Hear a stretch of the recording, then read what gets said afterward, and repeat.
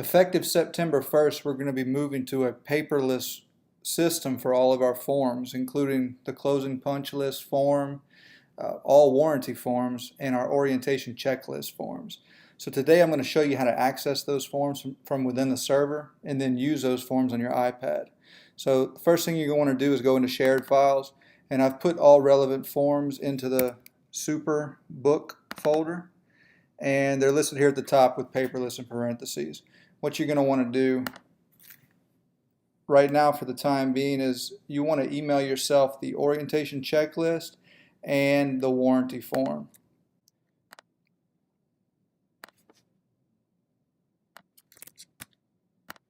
Okay, and then you're going to want to check your email on your iPad to open these forms. Now that we've emailed these forms to ourselves, before we can open them properly, we're going to have to install the Adobe Reader app. Just visit your app store, search for the Adobe Reader app. It's a free app. Go ahead and install that. I've already installed it, so I just have to open it here, top left corner. And this is the actual app. So in order for you to open these forms that you emailed to yourself properly, you have to have that app installed first. And then what's going to happen is once you open this email and you hold down on the preview of this attachment, you can have an option to open it in Adobe Reader. Likewise for the warranty form. But first, let's go ahead and open this top attachment in Adobe Reader, which is our homeowner's checklist, orientation checklist. We're going to open that in Adobe Reader, and now you see that all of these fields have become editable. But before we go and make any changes to this form, we need to understand how Adobe Reader works, and that it doesn't save files in the traditional way. It saves files on the fly. As you work on them, it automatically saves. So before you make any changes to this form, you want to create a new version of it, a working version. That way you can fall back on this one to create new files moving forward. So tap anywhere at the top of the page and go back to Documents in the upper left corner, and you'll see that the form we just came from is Orientation Checklist Paperless towards the top. And we're going to go ahead and duplicate that by clicking Edit in the top right corner, selecting it, and then down at the bottom middle we're going to click Duplicate, and now it's created it with a 1 in parentheses below. That's the duplicate. And we're going to name this file appropriately to whatever house we might be working on. Just slide to the left and tap the cursor icon, and we can name this one Pine Island 28, and let's give it some meaning by calling it orientation so everybody in the office knows exactly what file this is when you email it in. Okay, now we can go back in and edit this form, and any changes we make will be saved.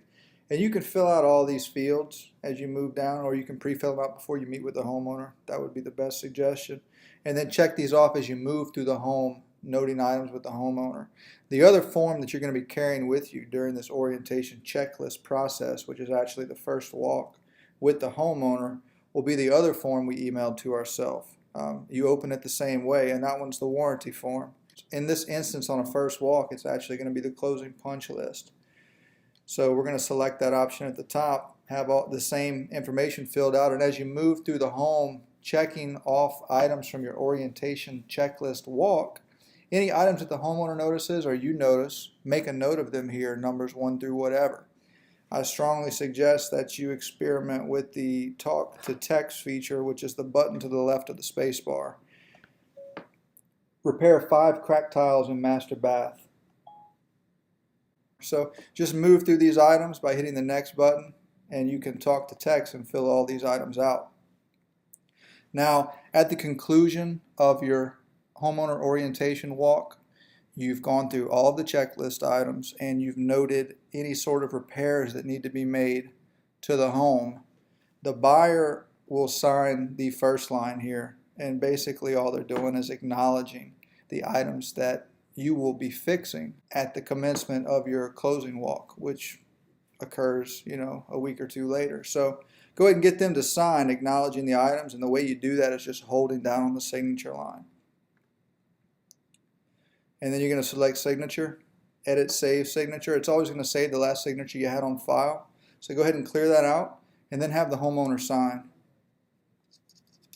And click Save in the upper right corner. It's going to place that signature on there. You can tap it and adjust the thickness to whatever you like. You can also adjust its size, or you can adjust its location. So make sure you put it on the line and then select off of it somewhere, and then you hold down on the line below and add your signature.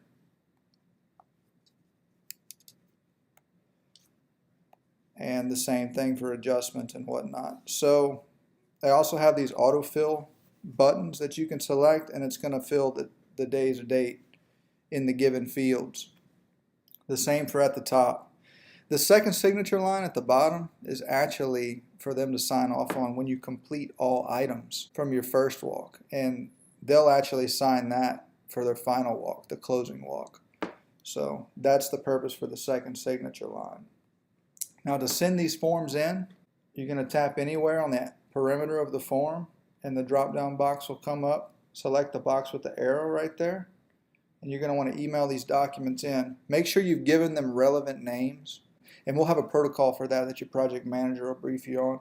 But make sure you select the flattened copy. Share the flattened copy. The flattened copy essentially removes all the data fields, reduces the file size, and makes the PDF readable on any device. Here is that PDF flattened, and we're going to send it to whomever needs it in the office, and we're also going to carbon copy the homeowner. Now, an important note to remember, particularly regarding the homeowner orientation checklist, is that you want the homeowner to have a physical paper copy with them as you walk through with your iPad. That way they can follow along. So make sure you carry a stack of those in your truck or at the model home that you can access for these orientation walks. There's some other creative things you can do for organization once you get the hang of actually working in this paperless format. You can create files, you can move files, copy, duplicate, edit. So play around with it and try to develop a filing structure that makes sense to you to where you can easily access these files.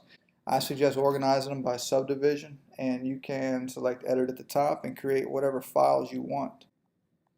You could even create a folder within Woodstock for each lot. That way you can put each document in there. The good thing about keeping all these files retained and organized on your iPad is that you'll always have the editable forms, whereas the flattened copies that you're sending into the office are really no longer editable. But you can always go back and make changes should the need arise. And this was a very brief rundown for using our new paperless system. You're really just going to have to experiment with it. And if you have any questions, don't hesitate to contact me.